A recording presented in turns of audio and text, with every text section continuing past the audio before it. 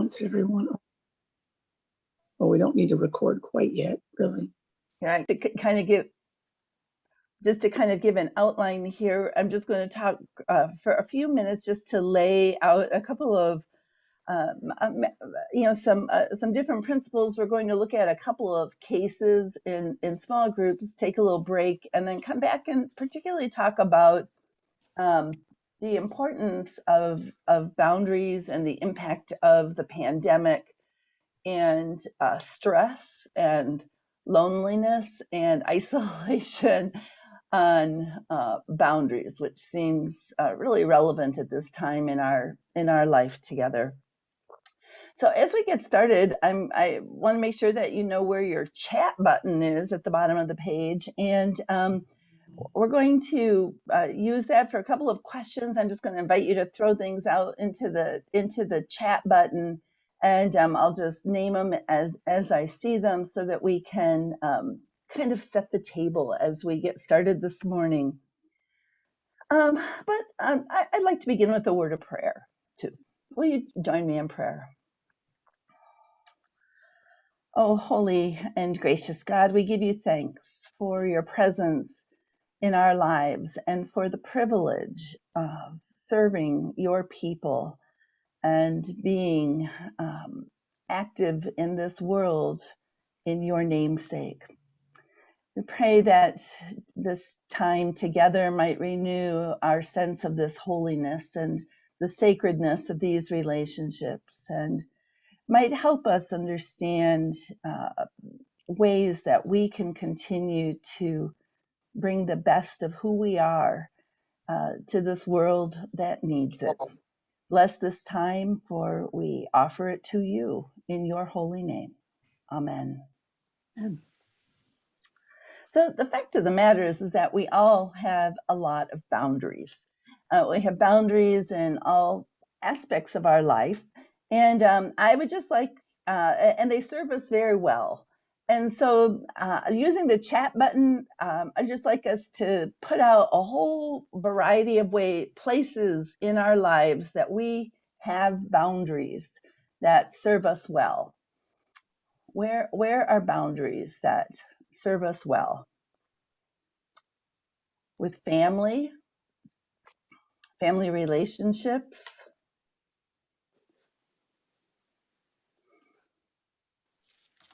work and home, taking time off, time, work and not work, public relationships with coworkers,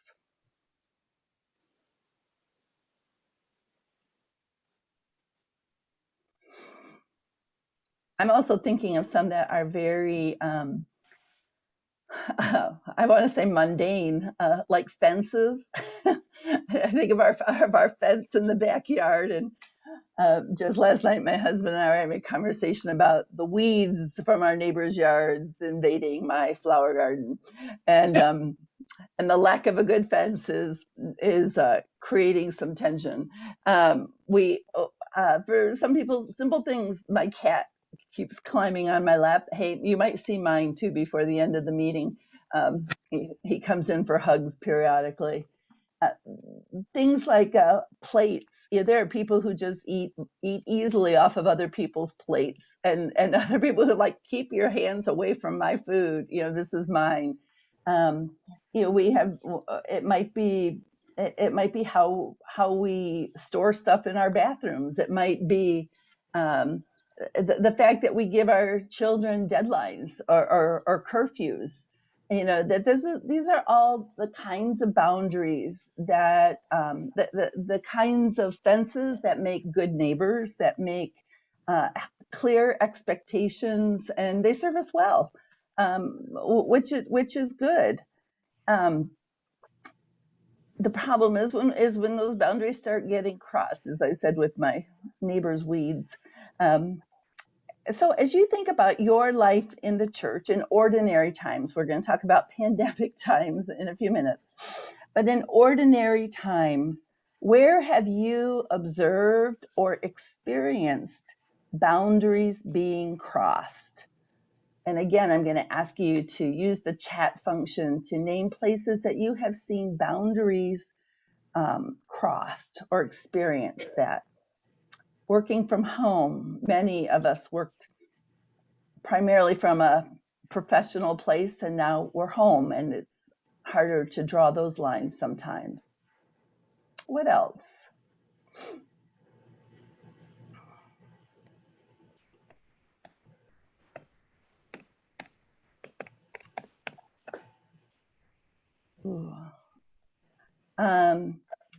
I see here texting the pastor with not important stuff or during late hours. The pastor that kept touching my knee as I scooted further away from him.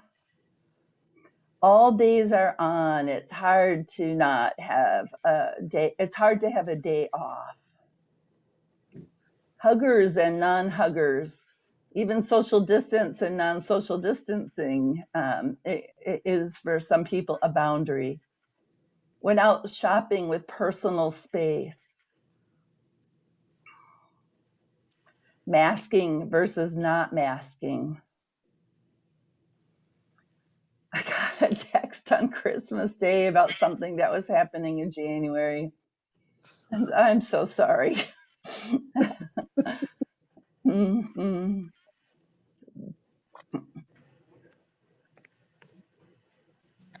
Yeah, you guys have named you've named some important ones, and I think the rise in cell phones has particularly made this significant. I have decided. I know there are people who, and in fact, many of my colleagues at the General Assembly level, they have a cell phone for work and they have a personal cell phone. We don't have that in the Synod, so since it's my personal cell phone, I've chosen not to put my work email on my cell phone. And so I cannot see work email on my cell phone. Once I accidentally put it on there, and I panicked and immediately took it off because I just don't want to see those messages coming in on my days off. But texting is a different thing. It's harder to ignore text. So right now, I don't know how to organize texts into you can put emails into folders. I don't know how to do that with text messages. So some of that also is about how the pandemic has influenced boundary issues as well. Are there any other particular things that come to mind? We've talked about masking and not masking and social distancing. Are there other boundary issues that come to mind as you think about serving during a pandemic time?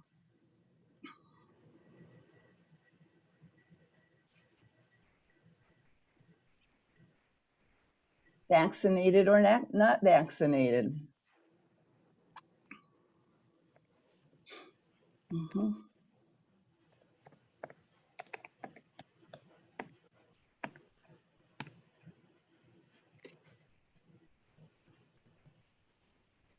Sharing other people's personal information.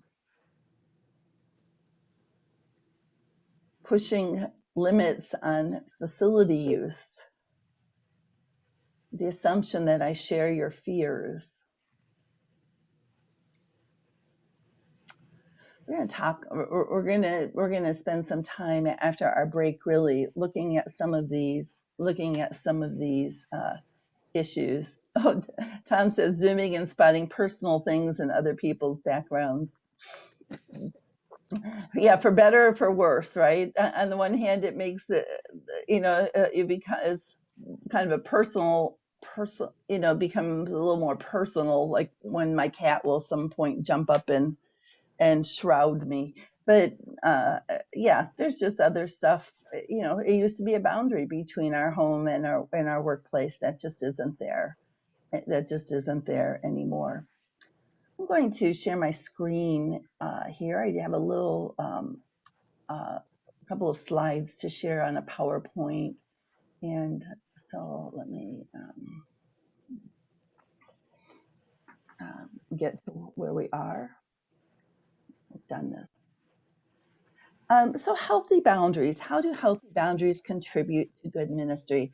Um, a former colleague, Ross Peterson, was the director of the Midwest Ministry Development Network, and some of what I'm sharing today is part of his work, and I'm really grateful to him because he says some things. He sets a framework that I think is really helpful as we think about this issue. So he says that the goal is spiritually healthy and safe relationships. He says boundaries in ministry are not simply or primarily a set of thou shalt not rules.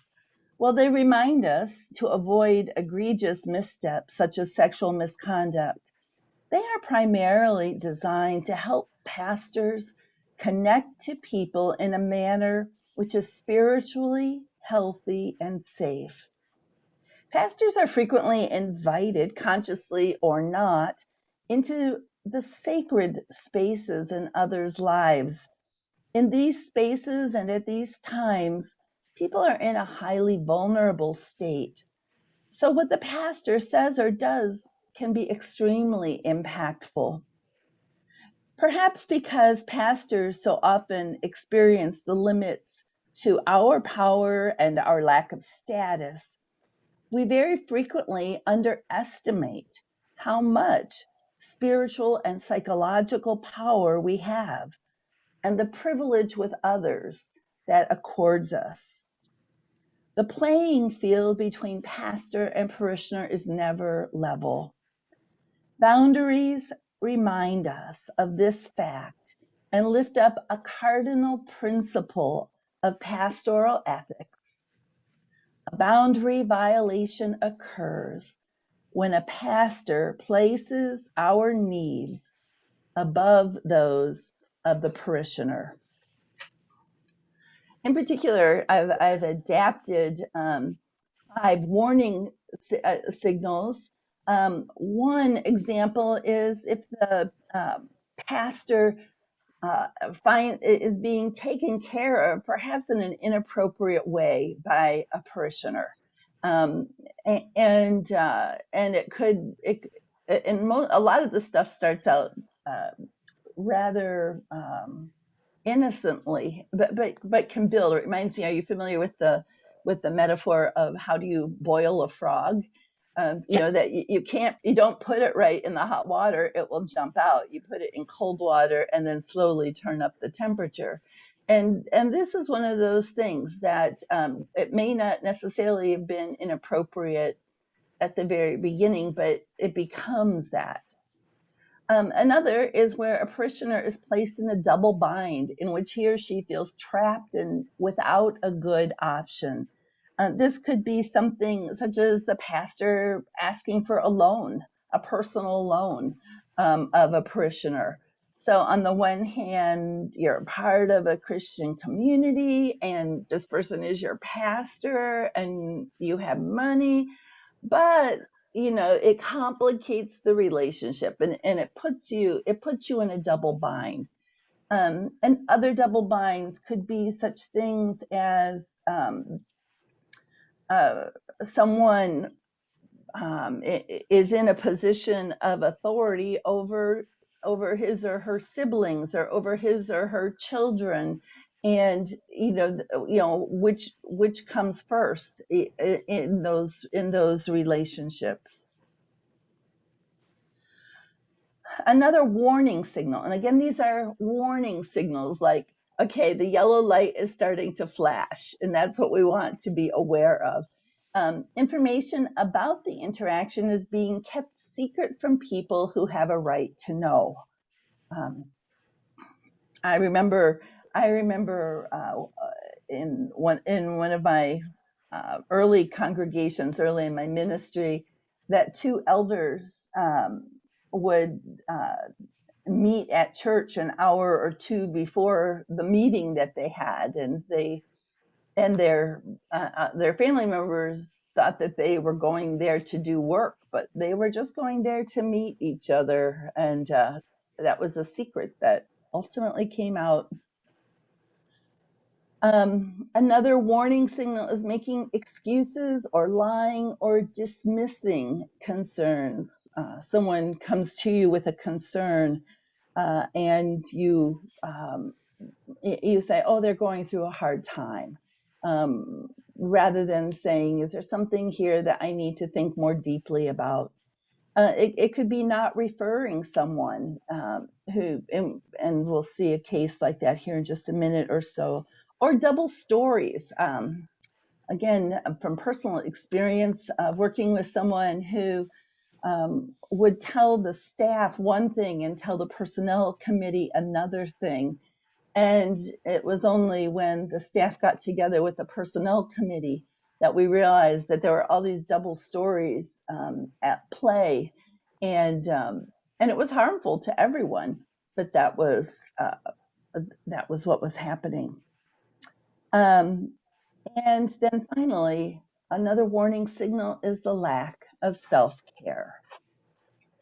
Um, So I want us just to look at a couple of cases and to think about, first of all, what are the boundary issues and what principles might be helpful to a particular pastor. What are those, what are what are those places where you have to say, okay, I have to hang my hat right here. And then finally, what would your small group advise him? So I'm going to put you into some small groups after we read the case and give you a few minutes to talk about them, and then we'll come back and talk about them as a larger group. So the questions are: what are the boundary issues? What principles might be helpful to the pastor involved? And what is your advice as a small group to this person? So the first one here is about Robert. Robert has always defined himself as one who serves others, but lately the stresses of life have been catching up to him, and he finds himself harried and depleted on all fronts: his marriage, his parenting, his ministry.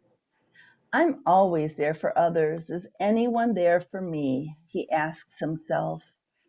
Not one to ask for help. He is surprised one day after a council meeting when Anne, one of the council members, pulls him aside and comments on the strain that she sees on his face. "How are you doing?" she asks. And to his surprise, a torrent of frustration and hurt pours out of him. Anne is a great listener, and a pattern soon develops of them meeting and talking about his life struggles as well as her own. Suddenly, in the middle of one of their conversations, Robert is stunned to realize how important Anne has become to him. "I've never touched her," he reminds himself, but he also realizes that he keeps these meetings private and they feel emotionally very close. Do I have to give up one of the best things in others? And how can I back away from this, since I know she counts on me too? Okay. So your three questions are, I'm going to stop sharing. I think you have a sense of the situation, and I'm just going to create our breakout rooms and give you a few moments in these breakout rooms to have a chance to talk about it. And I'll give you, probably, how about, my keyboard doesn't work on my laptop. I have to find my keyboard. You'll have a total of 7 minutes. And so the timer it will say count down from 6, but then you'll get an additional 60 seconds, and then we'll come back. So when you see a screen pop up that says you're invited to join a room, please do so.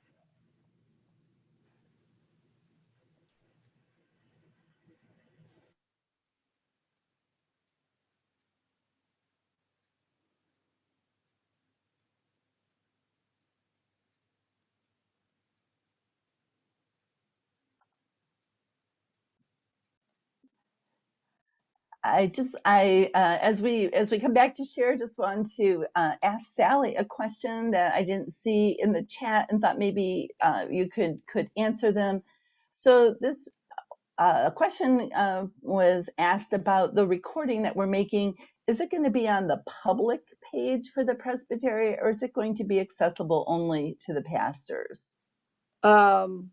I'm not sure. Nicole and I will have to work on how it's available only to pastors, but my sense is it should be available only to pastors, because the rest of the world does not need to access this, so that we can speak freely. Thank you. Thank you. I'm sorry we didn't clarify that at the very beginning. Right. But I thought about it, but thank you for that question. Yeah. Thank you. That's a boundary matter, isn't it? Yes, it is. It really is. It is. So let's clarify it right here and now. So what were the boundary issues or the warning signals that started flashing for you from your small group conversation?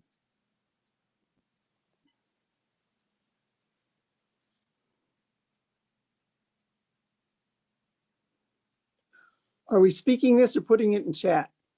Speaking this. Thank you.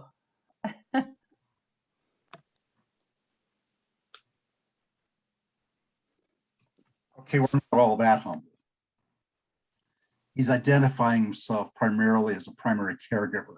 I'm not sure if pastors are primary caregivers. We're something else. That's part of our toolkit, but it's not all that we do. He's not asking for help. Mm-hmm. Finds himself pouring his feelings out to somebody who simply asked, "How are you doing?" Mm-hmm. That should have been, hey, wait a minute, maybe I need to speak with someone who's got some skills with that. Mm-hmm. He doesn't refer himself to a counselor. Mm-hmm. Mm-hmm. He doesn't refer her to he doesn't speak with a spouse. He's keeping this one secret, and he's telling himself, he's justifying himself, saying, well, she needs me to stay in the position here. Mm-hmm. Yeah, it's full of all the warning signals we talked about, isn't it? Did any of your other groups identify anything else in this?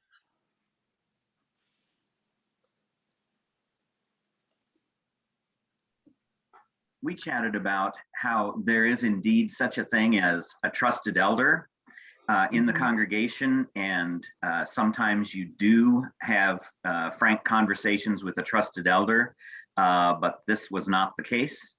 And there was an idealizing of who this person was, where he realized in the middle, oh, she means so much to me.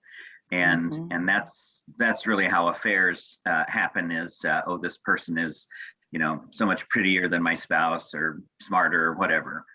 Mm-hmm. Understands me better, listens. Yes. Mm-hmm. Yes. Even if it doesn't become physical, there's such a thing as emotional adultery. Mm-hmm. And it seems like we're getting, if not dangerously close to that, well into it. Mm-hmm. In fact, I remember when in the case I told you about the two elders who were meeting early. I remember confronting one of them as pastor about this, and I don't know what led him to say it, but he said, well, in terms of emotions, and he put circles in the air. He said, the two of us are here and her husband is way over here. And it was just like, okay, this is, yet they didn't define it. So, I mean, this is another one. But yes, so in this case, we have a parishioner inappropriately taking care of the pastor. We have whether she felt like she was in a double bind or not, we don't know. But the double bind of being a parishioner and being a primary caregiver, as Paul identified, is a double bind. The fact that it's being kept secret is a warning signal. Making excuses or dismissing, you can hear, you can tell that he knows this, and yet he's dismissing it, right? And then his lack of self-care, as I think Paul said. I mean, he should have referred himself. I mean, like, oh my gosh, once you have that dump of feelings and frustrations, like, oh my gosh, I think I need to find somebody to talk to, would be, would say, oh, so it happened.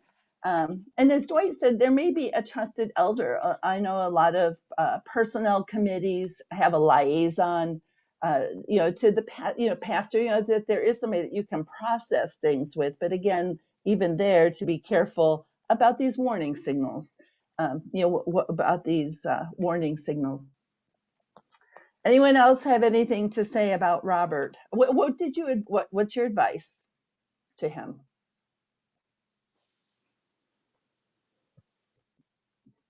Get a counselor, Mhm. and end this. I mean, to bite the bullet and say, it's been great talking to you, but Mhm. What else?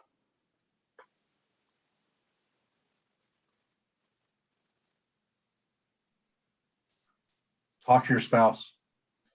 Mhm. Spouse is your ally. Your spouse wants you to succeed. Your spouse doesn't want you to step on a mine. So Mhm. spouse, different set of eyes. Mhm. Not all of us have spouses. That's a good point. And jumping on with Becky, not everyone is in a healthy relationship with their spouse. So That's true. that's, yeah, can work if that's a good situation. Mm-hmm. But even if you are, this could be a difficult conversation to have. And colleague groups. I mean, I'm glad that Mhm. we're all together taking this training together. And maybe it's just a note why we stay in colleague groups or look out for our colleague, because it is a bizarre job that we have, dealing with emotions and relationships and how it impacts us. So, and maybe that's a safer first step for somebody. Mm-hmm.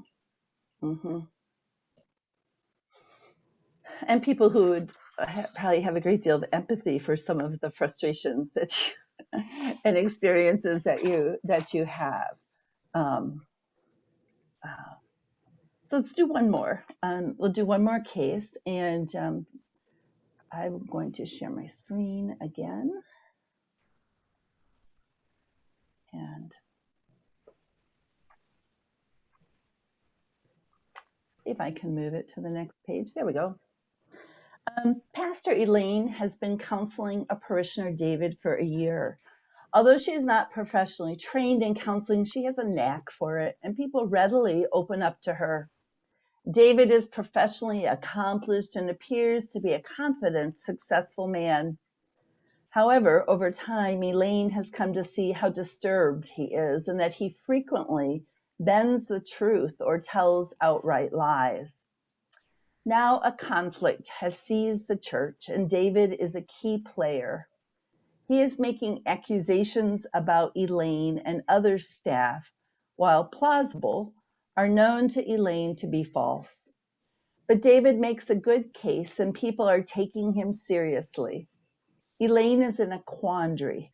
If David continues unchecked, the church will likely be torn apart. But she cannot see a way to correct the record without revealing some of what she has learned about him in her counseling. Is there any way she can let the truth about David be known without violating her role as his pastor and counselor? So again, the questions are, what are the boundary issues or warning signals that you see here? What principles might be helpful to remind Elaine about, and what would you advise her? Going to put you back into breakout rooms, and for about the same. Was that time okay? Was that too long? It was right about good? Okay. I'll give you some new folks to talk with, and see you in about 7 minutes.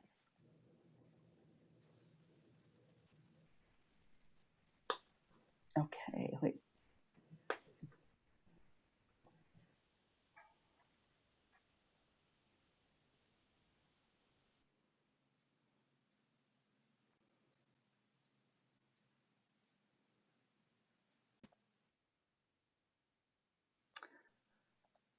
Welcome back.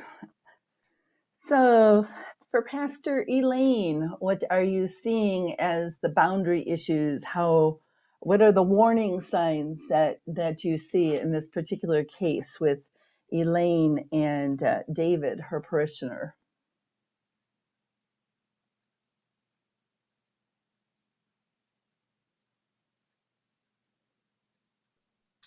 Well, Marcia Klein noted in our group that after 3 sessions with David, Pastor Elaine should have said, hey, I really don't have the skills that you need. Here are three therapists that I can recommend to you. But now we're already in a mess because she did not do that. But that would have been helpful to begin with. Mm-hmm. Lots of heads nodding as you said that, Becky. The screen is full of nodding heads. Okay. So she didn't do that. So what now?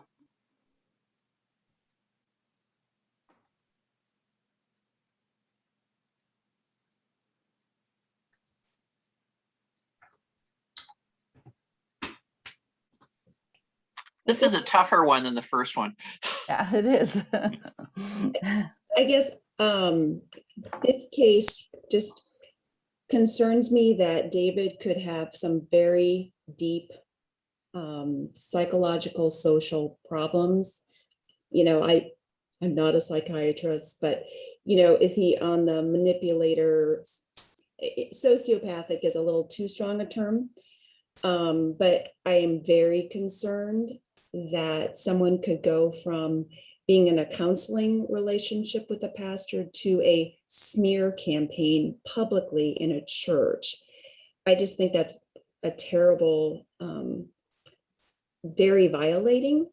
So I wonder, does the church have boundaries for dealing with bad behaviors or very toxic accusations? So I just hope that Elaine would look to wise people in her system. And I think a leopard doesn't change its spots. I don't think that she would ever have to show her case notes. I think that David will out himself if he is lying, and to just keep very good notes and alert the system with facts. And then they might need an outside wise person from COM eventually. Mm-hmm. My thought was the first step is to sit down with David and 2 elders to get a witness and say, David, I know that you're telling lies and we need this to stop. And if you can't stop, then we'll take these next steps. But I think scripture says if a brother or sister is sinning against you, talk to them. Mm-hmm. I've learned over 30 years of ministry, talk to them with a couple witnesses so they can't re-manipulate that. Mm-hmm. And someone else in our group noted, make sure you pick the wisest elders you got on your session to do that conversation. Mm-hmm. Would we also maybe bring in stated clerk of the presbytery for that conversation? I don't know. Mm-hmm. Not a criticism, but a question. Where's that space where it's confidentiality, but then you need to go beyond confidentiality because you're being threatened? Mm-hmm. Anybody have a response to that? Did your group talk about that? We didn't talk about it, but if anyone's safety is in question, then that's grounds to speak up for sure. Mm-hmm. Well, we raised a question. Counselors, doctors, therapists have a code of conduct that says that information is confidential. We're not licensed. Where's Pat Shipley for us to say, what is our confidentiality requirements? Because we are not counselors. Mm-hmm. So that was one of the questions. To what degree do we keep something confidential when it's harming the whole flock of sheep? I don't know. Somebody in our group raised the question or raised the issue of this person has already violated the counselor relationship or the ethics of the relationship by lying to the congregation. And so at that point, what is your obligation to still to keep those lies confidential? how do you balance it? That isn't an answer, but it's certainly a question of what's my obligation to be confidential when the other person is not. Mhm. One of the odd things about what we do is we're involved with the life of the congregation, but we always have 1 foot outside of the congregation, whether it's our relationship with presbytery or what. But as soon as I violate confidentiality, I become enmeshed in the system of that congregation. And as soon as I'm enmeshed in that system, then I'm no longer able to lead. I get carried away on emotional currents and I'm ineffective. And so for me, it's 1, never, ever, ever violate confidentiality, and 2, realizing I'm getting sucked into the current and I need help. Mhm. I would add there's a male-female dynamic here that if this was a Pastor John and David, might be different. Say a little bit more, Becky. Who said that? Who said say a little bit? That's me. That's Oh, Deb. Mhm. Okay, so I have 3 brothers and they're big, tall men, and they would not be intimidated by JD Gorlet because they could look him in the eye and, puff up their chest and say, stop this dude. But Wait, I just want it on the record that I'm really a sweet guy. All right. but you're also tall, and tall has an element of intimidating. Just be clear. Yeah, I know. I'm also wrestling with, I used to be 5'7" and I've shrunk to 5'5". So that's a piece of it. But there is a female male dynamic where we don't get to push back hard at a guy because we didn't play football with him. The women are nodding their heads. Oh, and so's Neil. And there's a vulnerability in this situation too. I would guess that Elaine realizes, like, oh, I screwed up here. I knew that this was uncomfortable, and now I realize the extent to that. And I think that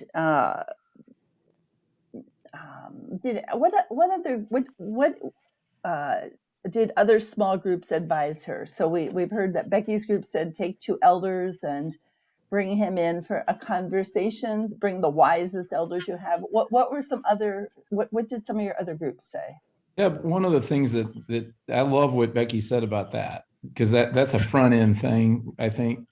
But then I was intrigued myself, just speaking for myself, I was intrigued by this whole thing becoming a thing in the congregation and how to, in attending to that. So Becky's solution is great and I think is right on, especially since it's biblical. And it's in step with our system of government and leadership. But then if this thing is becoming a thing, let's say, which it sounds like from the scenario, it was becoming a thing, then pastorally, you got to biblically deal with that. You got to talk to the congregation, not in a passive aggressive way, but some kind of a positive biblical way, teaching, preaching, whatever, so that this doesn't become a cancer that infects and destroys the entire, congregation. I'm curious by that too. And one of the resources we have as Presbyterians is we have guidelines for times of disagreement that can be very helpful. An opportunity to bring those to a session and say, okay, we have something brewing here in the congregation, and we don't want this congregation to be torn apart. And they're very much rooted in Scripture and include this thing of talking to them. So I see Martha has a question back to JD. So JD, what's your solution for what you said? Okay, my solution for talking to the congregation. Is that the question? I mean, Martha's going to unmute. Yeah, just how, so you said, so it, Yeah. not making it, I mean, it was a little bit tongue in cheek, but yeah, so that it doesn't all become chaos. Yeah, right. So it depends. I mean, so Becky's solution is, I think, a great biblical first step. I mean, let me emphasize that. But then I'm just curious about it becoming a thing in the congregation. And so then, in answer to you, for me, it depends on how big of a thing has this become? How far has this advanced? Is it to a point where we need to talk about this thing as part of our congregation and threatening to take over the congregation? If it is, at some point, maybe you don't have to, but at some point you do. I mean, when we're talking from the pulpit, we're talking to our flock about what we are, what we need to become. We're doing that every Sunday, what God is calling us to be. So if we're in this situation and it's gotten to a certain point, then pastorally, I think we need to do that. And we need to do that biblically. And I'm curious about, situations of leadership. The Bible is the greatest leadership manual there ever was. And so, you think about Moses, David, Jesus, there's so many things that pastorally to which we can refer that would be really beneficial if done in the right way with the right timing. But there's so many dynamics. I'm not sure I can answer that question. It's a good question, but I'm not sure I can answer it specifically unless you're in that specific situation. That would be my Supreme Court way of avoiding really saying anything too much. Well, the old water purity rule applies. When in doubt, doubt. Things are worse than you think they are. So, COM, pick up the phone. We've all experienced shame and we've screwed up and things have gotten worse. That's no excuse to hide from this. There are wiser people. There are people with a lot more experience. Heck, there's just folks who will share the experience of being over your head.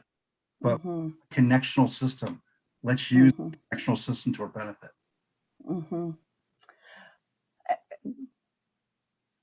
Is there somebody else who's going to jump in here? I can't get over this about him being disturbed and what exactly that word means. Does this mean that she needs to fear for her own physical safety? Is that what that's implying? Yeah, and I resonate with what Paul said. Just because she did something wrong, bearing the shame of doing something wrong is not going to help at this point. It'd be better to go to say, and you know what, I should have had better boundaries. I need help. Yeah, I was going to suggest that. I mean, the question in the case is there any way she can let the truth about David be known without violating her role as his pastor and counselor? And I'm not even sure. I might want to work with her to reframe that question. What is let's talk about your role as pastor to the congregation and kind of go up to the balcony and be able to look at the situation and what are the boundaries that need to be put in place here. One is she needs to end the counseling relationship with him, and she needs to refer him. And again, I think the wisdom of our conversation here about not doing that alone, not meeting with him alone anymore, because she has found him not to be trustworthy, and that's one of the foundations of our polity is that that this organization is designed to work with trust and love. And so when there's not trust, then how do you need to name that, and you need, in this case, by ending that relationship and confronting his untruths.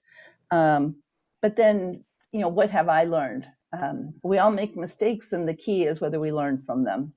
So I think, as long as you folks are all willing to be partners with each other as we learn from this stuff, that will be key. But then the question is, what's your role as pastor? As pastor, you don't want your congregation to be torn apart. And so that's where you bring in some wise people beyond yourself to help figure out how to address what's going on in this situation. I would wonder, I'm going back to what Becky was saying. I'm wondering if we would think of this differently if Elaine was Edward, Mm-hmm. in the sense of how it's handled. You know, I'd hope not, but I just think it's a totally different dynamic. And I guess because as Elaine, I see myself having, dealing with those issues, but I just wonder as men, if there's a different way that that's handled, that after a year counseling with a man, as a man, and then you run into this situation, would it be looked at differently? Would it be handled differently? Would it not have gone this far? I'm just wondering from my male colleagues where that line is. As I'm thinking about this, and I'm kind of imagining how the story will unfold, looking ahead, it seems like a man is more likely to survive as pastor at this church when the blow up comes, and a woman is more likely to kind of be the sacrificial lamb. That's just how I would expect, and I see two different scenarios unfolding, and it depends on the gender of the pastor. I think you're dead on. Mm-hmm. I'd strongly disagree. I think the pastor, male or female, is already toast in this situation. You can be pastor, you counselor, you can't be both. And because this would be blown up, the congregation is going to lose trust in the person who sits in the pastor's office. That person's toast. And so the presbytery is going to need to intervene in this situation sooner or later. Might as well make it sooner. Any other men want to respond?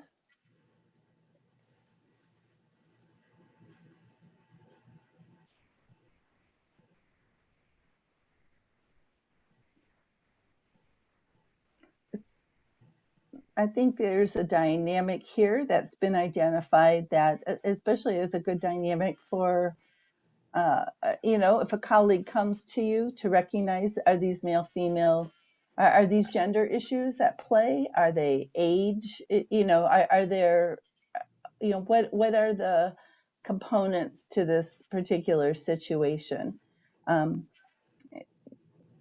if you're dealing with mental illness is mental illness, and how do you address that? And we're going to talk in a few minutes about stress, and how that impacts how we interact with each other and behave with each other. And so, any final advice for Elaine? Yes, Jay. So my what I'm taking from this is the wisdom of not being counselor and pastor. And what we talked about in our group was the dynamic of the pastor being involved in relationships with all the people in the congregation. So in this case, not only with the counselee, but with every person he's in contact with in the congregation, the pastor has some responsibility in those relationships. And you can't do that if you're counseling one-on-one, because the relationship is different there. Mm-hmm. It kind of, you have to either be counselor or pastor. You can't be both. Mm-hmm.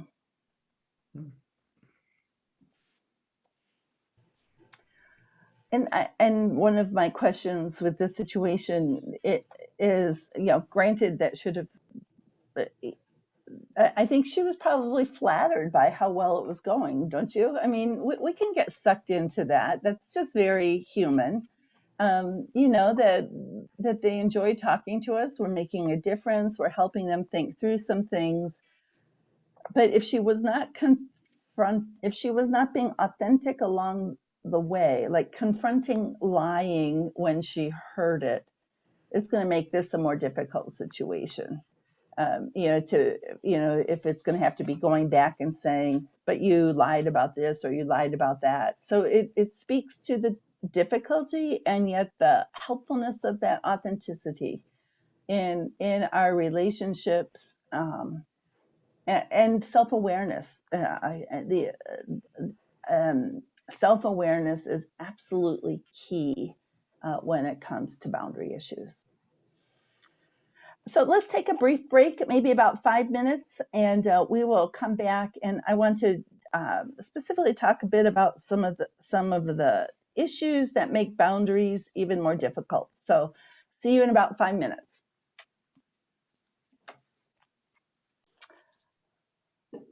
Okay, well, welcome back. I want to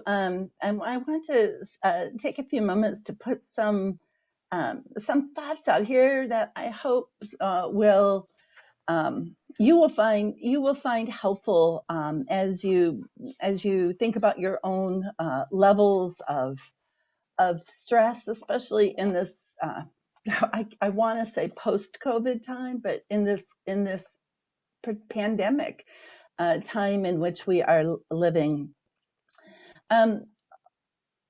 LeaderWise is an organization that we use throughout the Synod, a group of licensed psychologists and ordained pastors who help us in our congregations with assessments for ministry or assessments in time of trouble, as well as leadership development workshops. And they also do psychotherapy.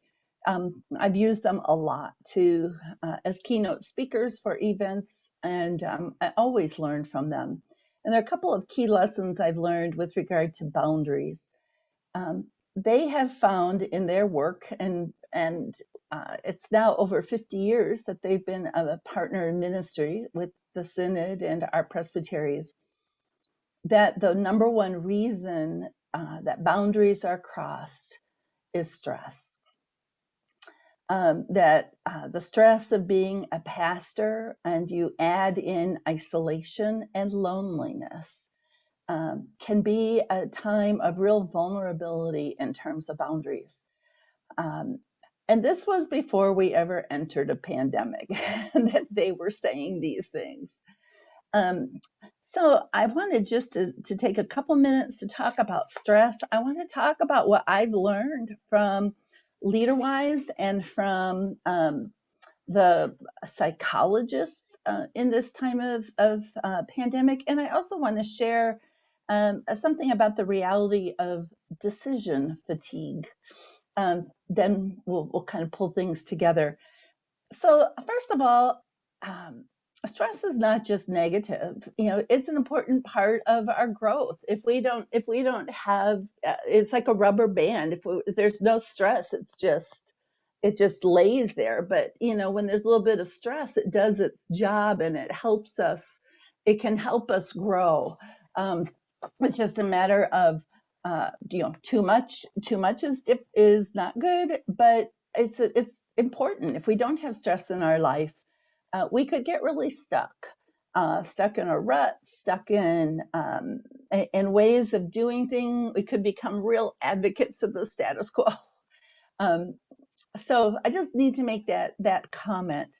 I did make a comment a little bit ago about going up to the balcony, about Pastor Elaine going up and looking at the congregation and seeing it with a colleague up from the balcony to see what's going on, and is it just David?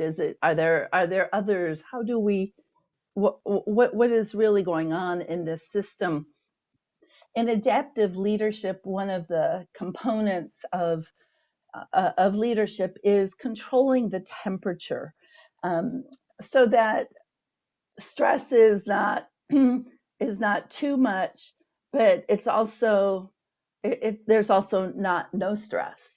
So as leaders within the congregation, how do we help our congregation grow is finding those sweet spots where, there's some things we need to work on. There's some things we need to work through, because that's part of our growth, versus being overwhelmed and shutting down. I am a Myers-Briggs type indicator facilitator, have been for most of my ministry, and I have to say, I know that there are other instruments that are used, but for me, one of the most helpful pieces of the MBTI is what it has taught me about stress. And basically, the theory is that we have our preferences, and along with what are our preferences, we also have those things that are not our preferences.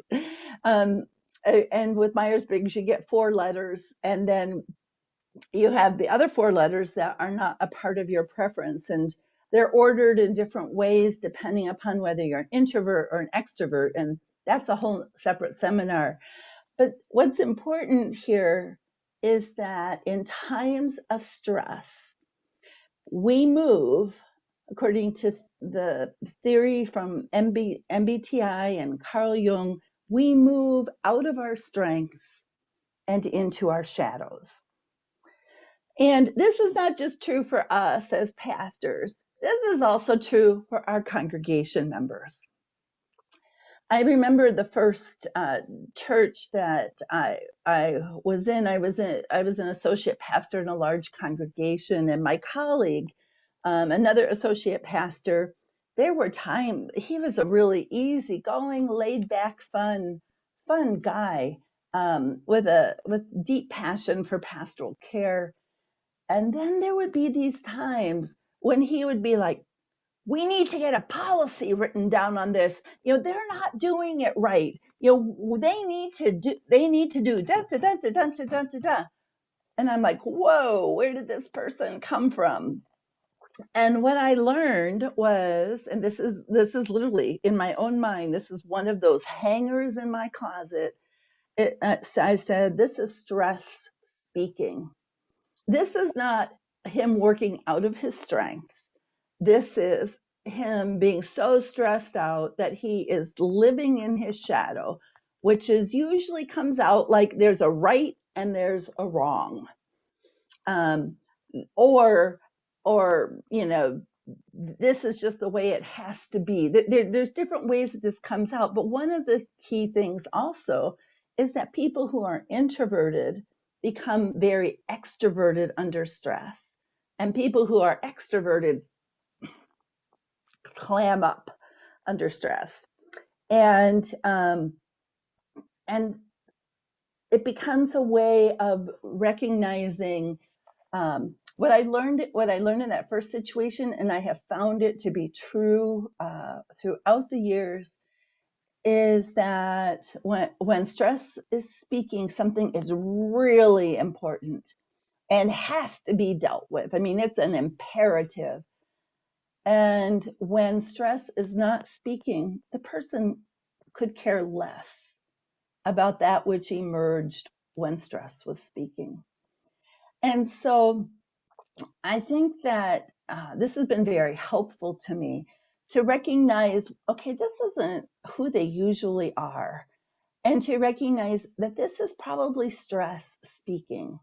In fact, I've just done some consulting for a presbytery, and in the midst of a meeting, somebody got really aggressive with another pastor, and I'm like, whoa, stop.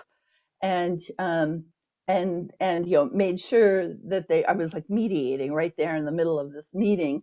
Are you hearing what he's saying? Are you hearing what he's saying? And by my stopping this outburst, one person confessed, I don't know why I get this way when it comes to presbytery.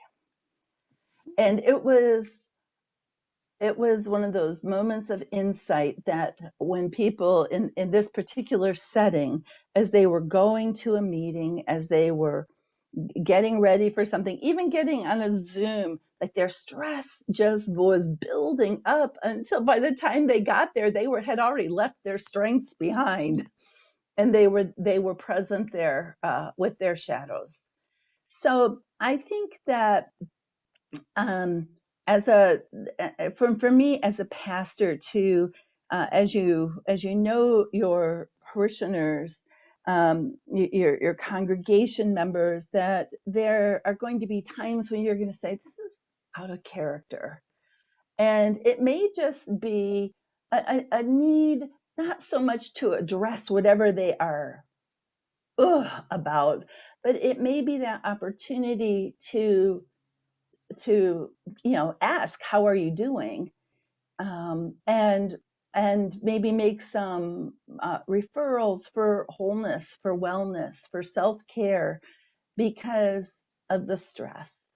And oh my gosh, I just see this all over with the stress from the pandemic. And, there's a right way and there's a wrong way.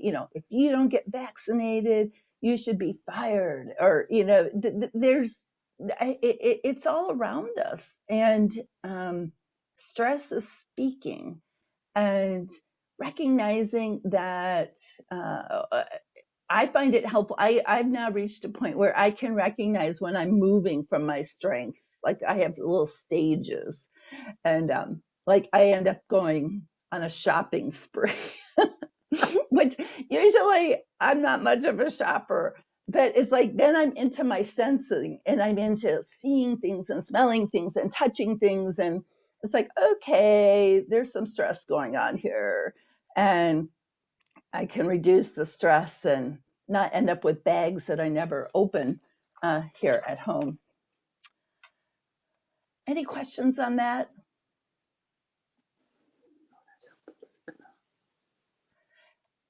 So the next thing, I'm sorry, Ed, go ahead. A question on your comment about self-care. I have the question that comes to mind: how does one really make time for self-care when one is absolutely overwhelmed with the crush of business and pressure in full-time ministry? That is such an excellent question, and you have led me right into the next slide. I think, unless I put it in the wrong order. Okay, I put it in the wrong order. So let me see if I can get through this really quickly and get to the next slide. No, I didn't want to go to a link. Sorry. Are you seeing a guy's picture? We're seeing decision fatigue. Okay, thank you. So I need to get back to where that is. Here we go.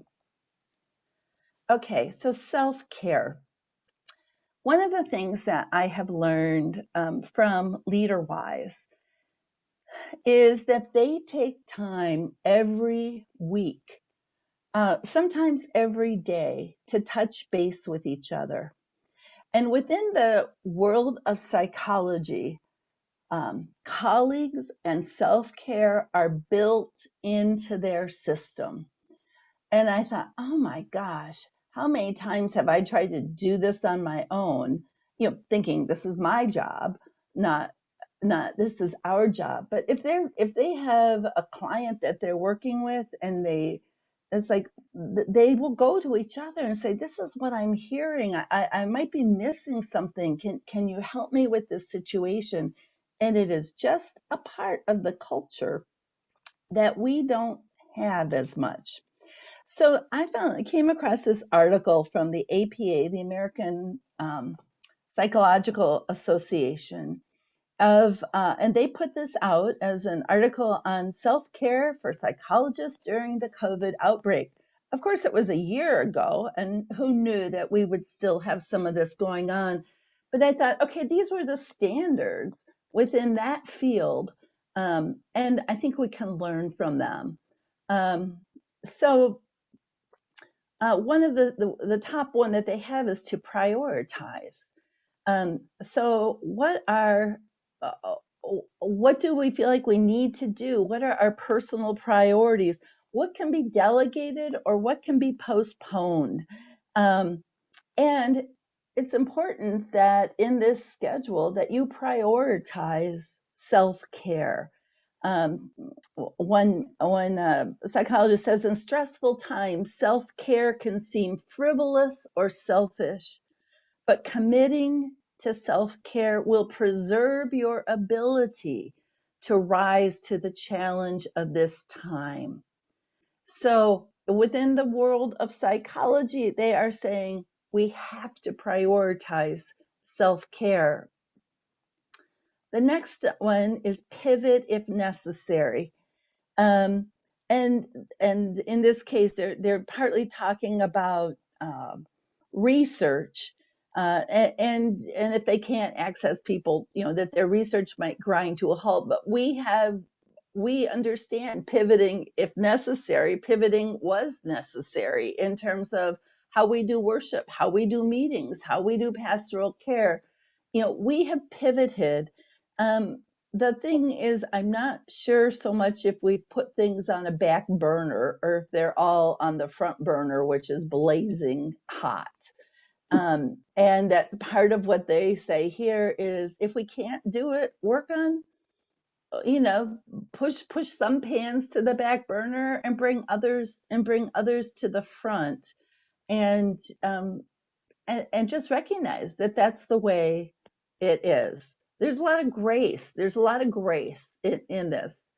The next one is to stick to some kind of a routine, whether it's packing your lunch or whether it's how you get dressed in the morning. Having a sense of normalcy in an abnormal time can help with self-care. So whether it's stick to a routine or create a routine, how do we do that? Okay, this next one is create a separate workspace. As we've already talked about, working from home can blur the boundaries between work and your personal life so that you can feel sometimes like you're working all the time. We could be on the computer 24/7, but if we can create a space and create a routine within that space, that will be helpful to us.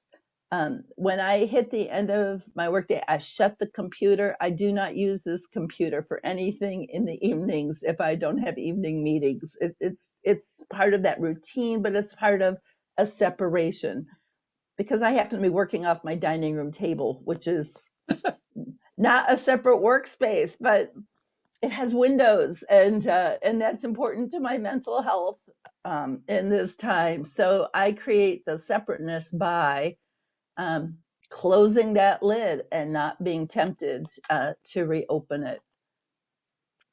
Exercise, and they're not talking about joining a gym, but just taking a walk. One of the things I think it's in here, and if not, I'm going to say it, is that there can be, routine is important. One of the things that I have found is sometimes just taking a break and going and reading a novel for a half hour and then coming back. Or I watered my plants more this summer working from home than I have in years because of working in an office. And that's a good little 10-minute break, to get up and move and walk and take a walk around the backyard and come back in. You've had a chance to breathe new air, to see some beauty. So exercise isn't necessarily a Peloton cycle, but it's moving. Move is part of that. The sixth point that they make is to stay connected, and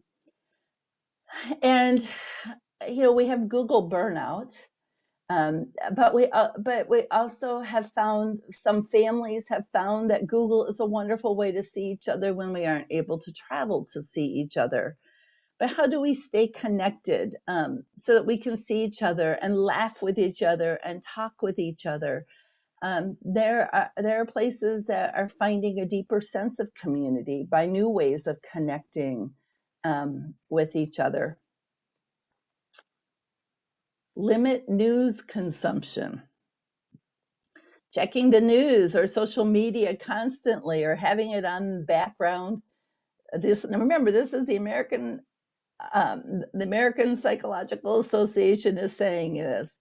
Having the news on all the time causes unnecessary distress. So how much time are you going to spend on the news? One person spends 5 minutes in the morning and 5 minutes in the evening, just making sure that there's nothing major that they think they need to know about. But this is one of the things they suggest to the psychologist, is even to have an accountability partner. So if you want to limit yourself, say, can we make a covenant about self-care? And it might be even, I think there's 11 points here, take this little sheet and say, these are some specific things that I'm going to do. Practice and again, this is psychology language, practice mindfulness and other relaxation techniques. There are lots of apps. I found a music app that I will listen to just to help me to relax. When I was doing trainings on mental health with some LeaderWise staff, they taught me a way of breathing that lowers the stress levels in your body, where you breathe in for 4 seconds, you hold it for 6 seconds, and you breathe out for 8 seconds, so that you're really circulating the air in you. And there have been times if I can't sleep, I will just start that counting breathing, and next thing I know, it's morning. But there are some exercises, there are some apps that are, and some of them are offering free access during the pandemic. There have been a lot more free things that have been made available. Somebody, Martha notes here that she loves the Calm app. That's one of the ones that I have as well. Okay, so now this one might seem impossible, but learning something new. That there are people who have taken a cooking class. There have been people who have taken art classes online, language classes. It's partly keeping, it's partly using that energy to keep yourself growing and whole, so that you're not just so focused to producing a worship service, not just leading and planning, but producing a worship service, or the functions of ministry. So for yourself, how do you grow your world? There are all kinds of classes. One of the ones that I would recommend is the Science of Well-Being. It used to be called the Happiness Course. And this course was taught by a professor at Yale University, and it's the most popular course ever in the school's history. A year ago, they had 1,200 people registered for this class in the fall, and it had to hold it all over campus because there was no room that held 1,200 people.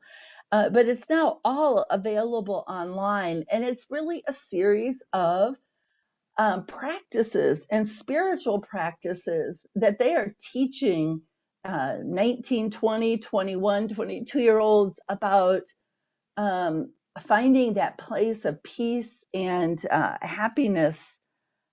I mean, that seems like kind of I want to say like a frivolous word, but there's something very real about finding that place of meaning.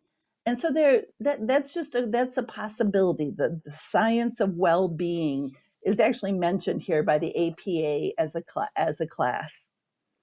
I like this one. I like this one. Cut yourself some slack. How's that for wise advice? Cut yourself some slack. It's important to be kind to others and to ourselves. In abnormal times like these, I quote, "You are not going to be as productive as you were before, and that's okay." And I hope that helps you breathe. It helped me breathe when I first read that.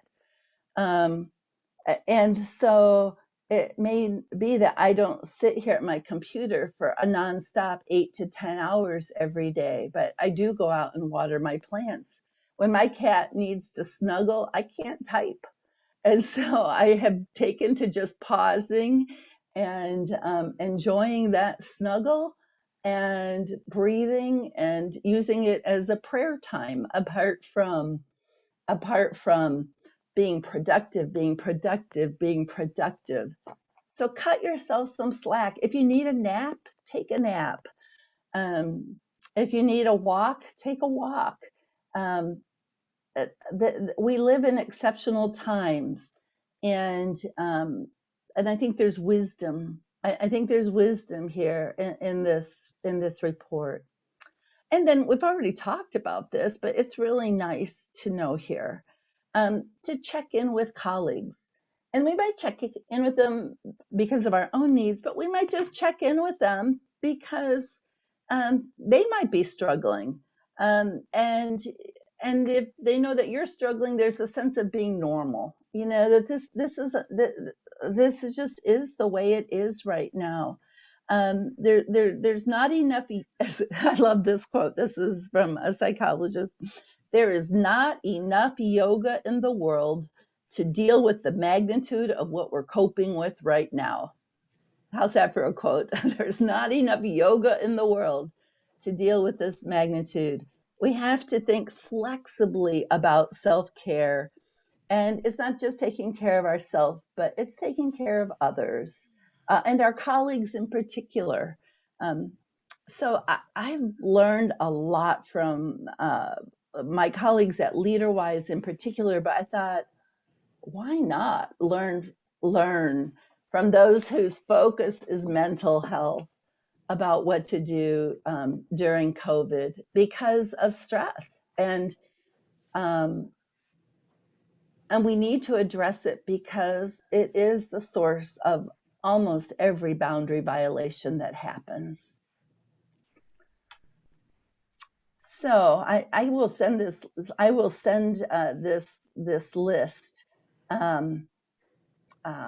list to you. I also see that the person who teaches this course at Yale is Lori Santos, and she has a podcast as well. If you're into podcasts, it's called the Happiness Lab. Thank you for that, Martha. The final piece of sharing that I want to offer is the reality of decision fatigue. So yesterday there was an article in our newspaper here in Minneapolis, the Star Tribune, that says decision fatigue is stealing our choices. I saw this, I circled it with a magic marker and I wrote yes. I've been saying this to my husband for almost 2 years now. I am so tired of making decisions. I can't make any more decisions. And it might even be a gift I've received that needs to find a place here at home. Like, I can't even decide, where do we want to keep these dishes? And so I think this is really interesting. It says, and I put this picture here because I've tried to explain to people in my world, and I'm sure this is true in your worlds as well, that getting from point A to point B in a time of COVID, which ordinarily would have been a straight line from here to here, is now miles of more work going back and forth. So that when for example, Synod School, we had, okay, we're not sure if we're going to be in person or not. So we'll plan for online and in person. And then we had limits on all the classrooms. So we had to limit how many people could register for a class. And then we had to take off those limits, and we had to contact everybody and tell them that they could get into the class they were waitlisted for. And then we had to open up housing and figure out how to do. I mean, it felt like there were 4, 5, 6 times as many decisions. And this is fatiguing, to put in 4 or 5 times as many miles as we were used to. And so this article talks about, from the moment we wake up each day, we're faced with a continuous stream of choices. Many are minor. How am I going to get to the office? Or which grocery store am I going to stop at? Whereas others are major. Is my call still here? Should I be looking for a new call? And they all add up. When there are too many options, we tend to feel overwhelmed, anxious, stressed, or otherwise out of sorts. This is decision fatigue, a state of mental overload that can impede our ability to make decisions. Even if you've never heard of decision fatigue, you've probably experienced it because it's added a new layer of complexity to the everyday choices we make. There is no aspect of the pandemic that has not thrown decisions at us that we have not had to make before. Things that used to require no thought or effort now require a lot of planning. And in the COVID world, so much is uncertain, and we haven't had practice making decisions under these circumstances. Indeed, on a regular basis, many of us wonder, is it safe to go to an athletic event, to eat indoors in a restaurant? Should we get together with friends? Should we have people over? Is it okay to travel or go to the gym or fill in the blank? Furthermore, one person says, the information we need to make decisions keeps changing. And some decisions are fraught with different levels of risk, which can lead to anxiety and impair our ability to take in information and make decisions. The more complicated a decision, the more it wears you out. And when decision fatigue sets in, you may feel like you just don't have that mental bandwidth to make more decisions.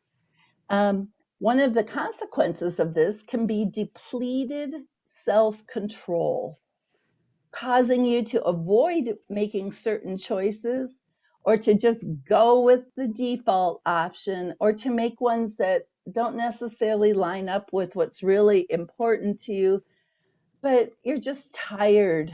I remember talking with people at a meeting from the Synod about a month and a half ago, and it's just like, I'm over it. I just can't have this argument anymore. We're just going to go. I'm just not going to deal with it. I can't deal with it. There's actually some interesting research because decision fatigue is there's a biological component to it in our brain, but it also, and this is where it impacts this work, it also makes it harder to exercise self-control when it comes to eating, drinking, exercising, or shopping. Like, I just can't make any more decisions. Do you want to go for a walk? I can't make any more decisions. It's whereas in other times I might say, of course, let's get up and go. But when it becomes a decision, it's like, why can't I even just say yes? It was what they have found. Let's see, I forget where I start my bullets here. What they found, and this is actually research, is that at one point one research project was that they had people look at a bunch of things, and in one case, this group had to make decisions about them, and in this case, they just had to look at them. And they found that the group that had to make the decisions, the choice makers, had reduced self-control. They were more impulsive. They had less physical stamina. Let's see here. they felt their emotions more strongly. They had reduced self-control. Here we go. Greater procrastination and lower performance on certain tasks. And so this is something real. And I have called it decision fatigue. And then it's like, when it was in the paper, it was like, this is great. So what do they say to do about it? Let me just give you a couple of points and then we can open this up. Number one is to put sleep on your side. Remember what I said about naps? Put sleep on your side. Sleep is tremendously important as we talk about willpower and decision making. And quality sleep matters more than quantity sleep. Sleep can restore energy so you can face things better. Things may not be better in the morning, but you might be better in the morning after a good night's sleep. The second point they make is to make some choices automatic. If there are some ways that we can kind of elevate, make some principles, kind of like we've talked about earlier with boundaries, what are some of those basic principles? Are there some ways to automate things so we don't have to make so many decisions? I was talking with a friend about this yesterday, and she said, I've just decided I'm not comfortable eating in any restaurants. So if someone calls and says, do you want to go out for dinner? It's like, well, what are you thinking? Well, we're thinking about meeting at this restaurant. Then there's an easy answer because you've already made this higher decision, which is we're not going to eat in any restaurants. I've said I'm thinking about this with meals because being home, it's like the expectation is that I'm cooking more often. And there are times I just stand there in front of the freezer and, it's like I don't even know what to pull out. And so, like, what if we set up a schedule? Every Monday, we're going to have this, and Tuesday and Wednesday. And maybe for right now, that level of decision making might be very helpful. Number 3 is to enlist a choice advisor. So to hear this come back over and over again about our colleagues, so it helps not to be alone when you're facing decision fatigue. And so this is a place where you can even ask them to help you check out your thinking, how you're thinking about an issue. What are you uncertain about? What gives you some anxiety about how to approach this to get another perspective? Number 4 is to give your expectations a reality check. Remind yourself that good enough is almost always good enough. I'm going to repeat that sentence. Good enough is almost always good enough. If you need a new TV, a new phone, it doesn't have to be the best. You don't have to research every phone that's ever been made. And they also remind us that most decisions are not going to be 100% irrevocable. So you can change your mind. You can change courses, and that's part of who we are. The next one is to pace yourself. It said when you make one decision after another, it's easy to end up with cognitive fatigue. That's why it's important to give yourself time to rest and recover throughout the day and break up activities so that you are not mentally on all the time.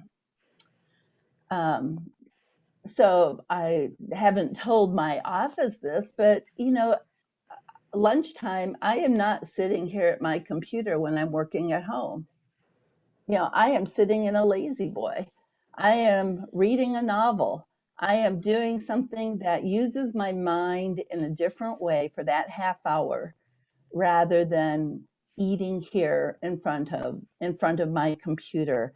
And I have found since working from home that breaking up the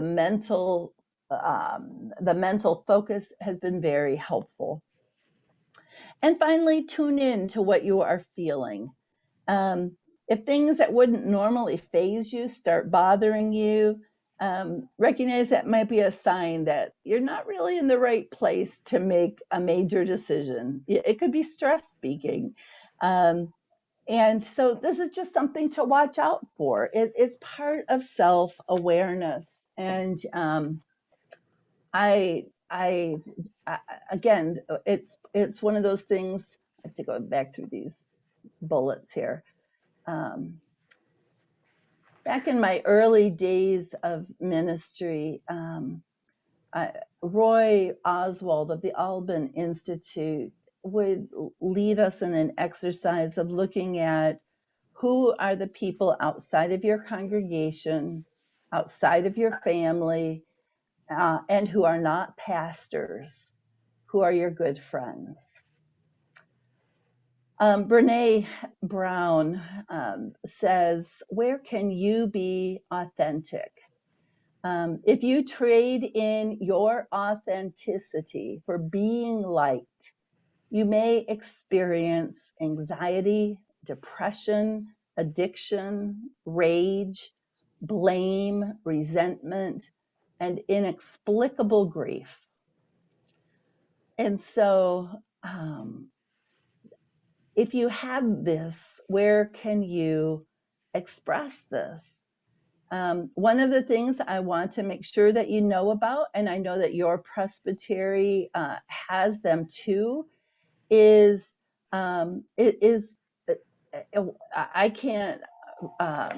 I think coaching is really something that has arisen, emerged at a time when we particularly need it. You know, a coach who has your best interests in heart, a coach who will understand what your values are and who you are, and help you listen to yourself, and will affirm the gifts that you have to make these decisions. The Synod has recently trained 19 coaches with the International Federation of Coaching. And because we have underwritten part of that, they are willing to coach for, I think it's $50 an hour, as they are building up their hours for to be actually certified. They're on the Synod website under resources, under the resources tab and resources for pastoral leaders. There's contact information for those coaches. And again, I know that your presbytery has them too. In fact, Becky has been overseeing that program. And so you have this resource in your presbytery as well. The Presbytery of Minnesota Valleys is really looking at how are we caring for our pastors. And this weekend, I'm doing a presentation at the Synod about the reality of pastoral ministry at this time and place, and the fact that by 2027, 75% of the pastors in the Presbyterian Church USA will be over the age of 66. And how do we raise up pastoral leaders? And we've been looking at the future of pastoral leadership, and the fact that it's not going to be easier to find a pastor in the future. It's going to be harder. So what does that say? I mean, if a congregation knew that it might take 4 or 5 years to find someone to come because they're cranky with the pastor and want to get rid of them, would they work on the relationship instead? And so how do we what was my point? Where was I looking with that? The sense of, I know, coaching. That the Presbytery of Minnesota Valleys, of how can we retain our pastors? How can we support our pastors? They are bringing a motion to their next Presbyterian meeting to pay for 50% of the coaching fee for any pastor who will engage with a coach for 12 months. And so that is an action that presbytery here in our synod is taking to be supportive of pastors in this time of great stress, where nearly a third of the pastors are thinking about retiring early, moving to a different profession. And we also have this aging. So we have this perfect storm that's not far on the horizon. And so how do we care? How do we care? And I know you guys are doing some great things in your presbytery as well. And we're starting to want to spotlight some of those things throughout the synod. In just a couple weeks ago, one of the presbyteries I think in Pennsylvania, Shenango Presbytery, or Shenango Valley, they just recently sent out a letter to all of their congregations asking them to make sure that their pastors have used all of their continuing education and all of their personal time off before the end of the year, and to give them their continuing education money and just give them time to be. Don't have high expectations for continuing education. What a pastor might need to do is sleep for a week. And so they have written to every congregation recommending that they care for their pastors through that use of time. My final slide here is that, well, no, actually I have one more.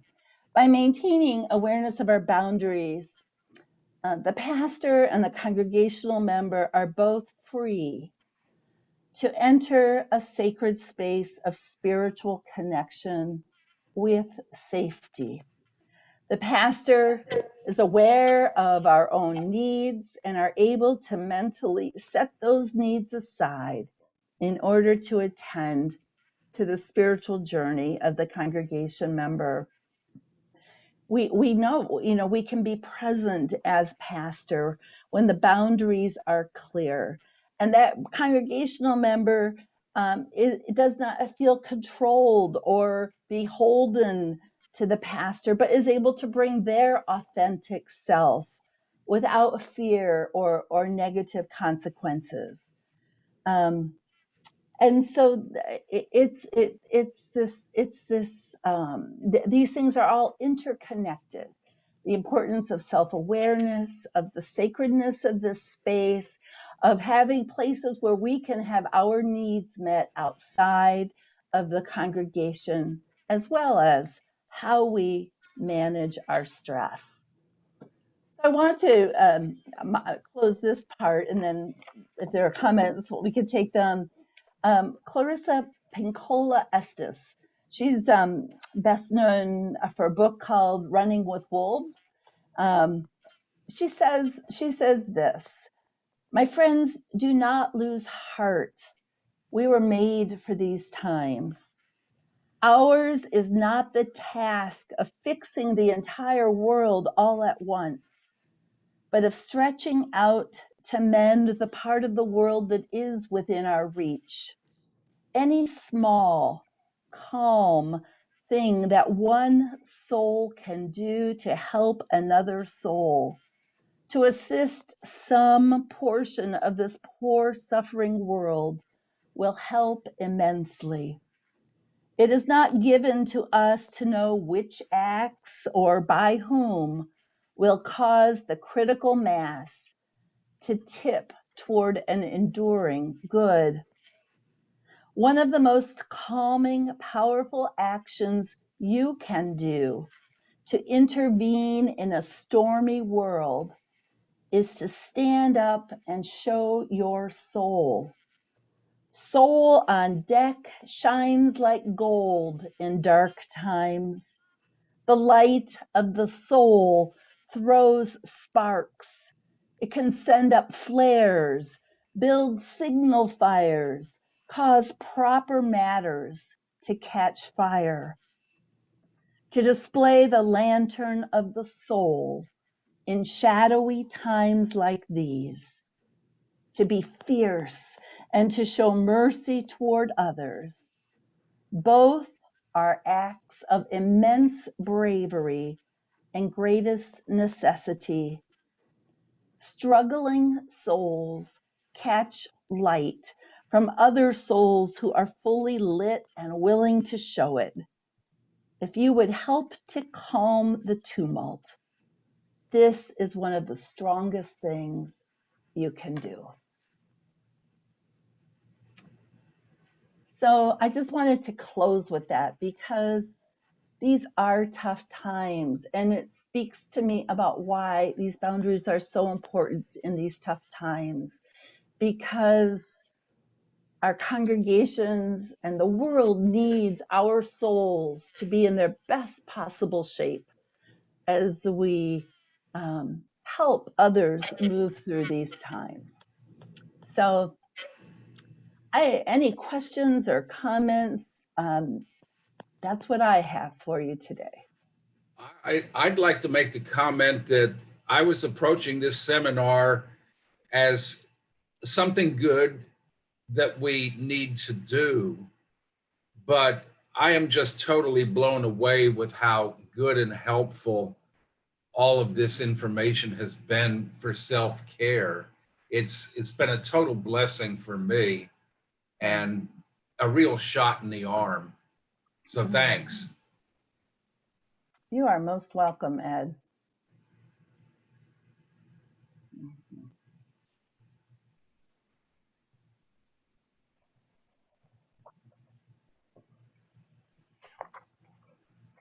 There we go. Any other comments, questions, concerns for Deb? This will be posted, I hope, only for pastors, and but we'll do what we can on that. And thank you, Deb, for especially for acknowledging that we do need to take care of ourselves, because we tend not to do that, and for making that relationship between boundaries and stress. We tend to forget that, and stress is not our best way to operate. So if there isn't anything else, may I close with prayer, or would you like to? Please do. All right. Gracious God, you have created us to be our best selves. And we lose track of that when we get busy, when we get stressed, when we do not care for ourselves or the people about us. Help us to acknowledge our need for each other, and our need for you, and our need for stillness. Be with us as we seek that stillness, and to deepen our relationships. In Christ we pray. Amen. Thanks so much for being with us. Thank you.